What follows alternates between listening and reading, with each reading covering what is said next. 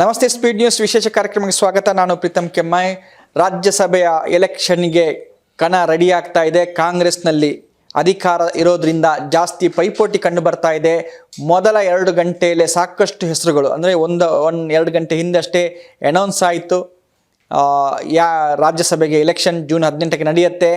ಅಷ್ಟರಲ್ಲಾಗಲೇ ಯಾರ್ಯಾರು ಅಭ್ಯರ್ಥಿಗಳಿದ್ದಾರೋ ಅವರೆಲ್ಲರೂ ಕೂಡ ಹೊಸ ಆಸೆಗಳೊಂದಿಗೆ, ಆಕಾಂಕ್ಷೆಗಳೊಂದಿಗೆ ಅರ್ಜಿಗಳನ್ನು ಇಟ್ಕೊಂಡು ಕಾಂಗ್ರೆಸ್ ನಾಯಕರ ಮನೆಗೆ ಎಡತಾಕ್ಲಿಕ್ಕೆ ಸ್ಟಾರ್ಟ್ ಮಾಡಿದ್ದಾರೆ.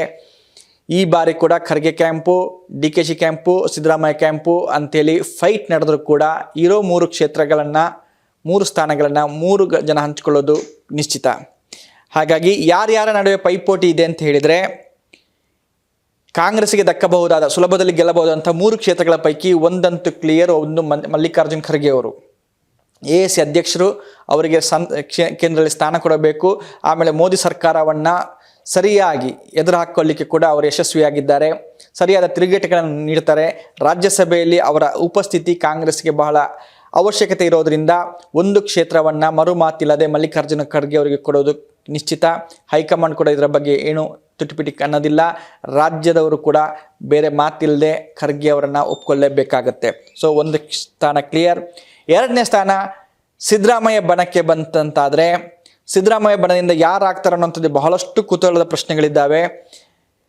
ಸಿದ್ದರಾಮಯ್ಯ ಬಣದವರು ಆದಷ್ಟು ಜನ ಈಗ ಅಧಿಕಾರ ಸ್ಥಾನದಲ್ಲಿ ಇರೋದ್ರಿಂದ ಅವರನ್ನ ಬಿಟ್ಟು ರಾಜ್ಯಸಭೆಗೆ ಹೋಗ್ತಾರೆ ಇಲ್ವೋ ಗೊತ್ತಿಲ್ಲ. ಇರೋರ ಪೈಕಿ ಯಾರನ್ನ ಸಿದ್ದರಾಮಯ್ಯನವರು ಓಕೆ ಅಂತಾರೆ ಅನ್ನೋದು ಕೂಡ ಇನ್ನೂ ಕ್ಲಿಯರ್ ಇಲ್ಲ.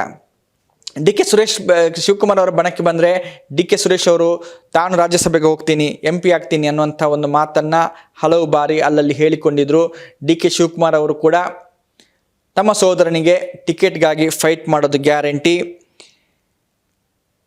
ಇನ್ನು ಉಳಿದಂತೆ ಹೈಕಮಾಂಡ್ ಕಡೆಯಿಂದ BV ಶ್ರೀನಿವಾಸ್ ಅವರ ಹೆಸರು ತೇಲಿ ಬರ್ತಾ ಇದೆ. BV ಶ್ರೀನಿವಾಸ್ ಅವರ ಹೆಸರು ಯಾಕೆ ತೇಲಿ ಬರ್ತಾ ಇದೆ ಅಂತ ಹೇಳಿದ್ರೆ, ಅವರು ಈ ಹಿಂದೆ ಅಖಿಲ ಭಾರತ ಯೂತ್ ಕಾಂಗ್ರೆಸ್ನ ಅಧ್ಯಕ್ಷರಾಗಿದ್ದವರು.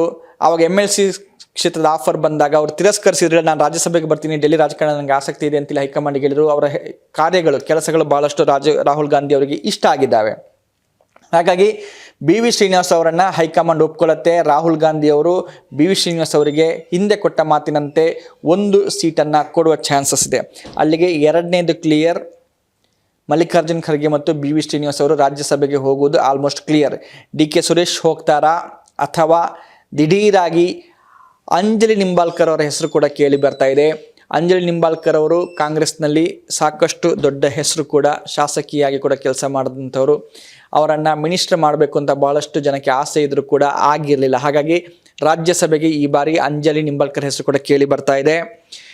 ಇನ್ನೊಂದು ಹೆಸರು ಕೇಳಿ ಬರುವಂಥದ್ದು ಮೋಹನ್ ಕಾತ್ರಕ್ಕಿ ಅವರು.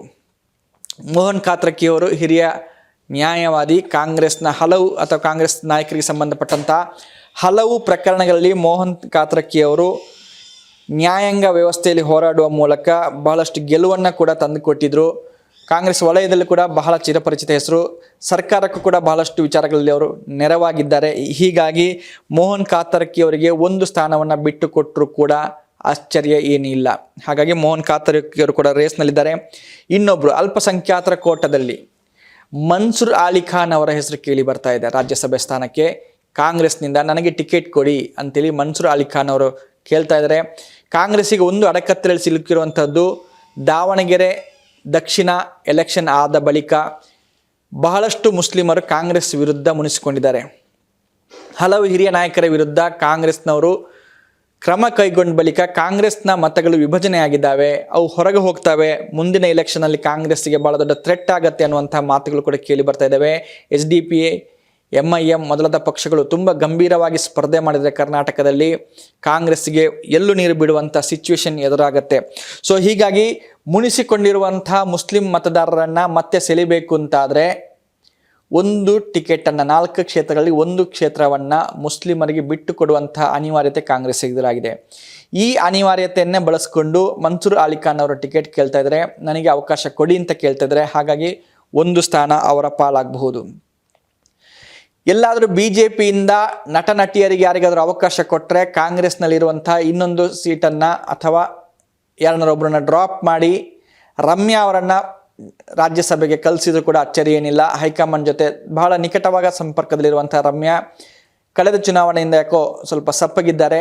ಬಟ್ ಕರ್ನಾಟಕದಲ್ಲಿ ರಮ್ಯ ಆಗಿರುವ ಕ್ರೇಜ್ ಕಡಿಮೆ ಅಂತಿಲ್ಲ. ಈ ಕ್ರೇಜನ್ನು ನೆಕ್ಸ್ಟ್ ಇಲೆಕ್ಷನ್ನಲ್ಲಿ ಬಳಸ್ಕೊಳ್ಳೋಕ್ಕೆ ಉಪಯೋಗ ಆಗುತ್ತೆ ಅನ್ನೋ ಕಾರಣಕ್ಕೆ, ಮತ್ತು ಹಳೆ ಮೈಸೂರಿನಲ್ಲಿ ಕಾಂಗ್ರೆಸ್ನ ವರ್ಚಸ್ಸನ್ನು ಅಭಿವೃದ್ಧಿಪಡಿಸ್ಕೊಳ್ಳೋಕ್ಕೆ, ಮತ್ತಷ್ಟು ಗಳಿಸ್ಕೊಳ್ಳೋಕ್ಕೆ ಇನ್ನೊಂದು ಚಾನ್ಸನ್ನು ರಮ್ಯಾ ಅವರಿಗೆ ಕೊಟ್ಟರು ಕೂಡ ಅಚ್ಚರಿ ಏನಿಲ್ಲ.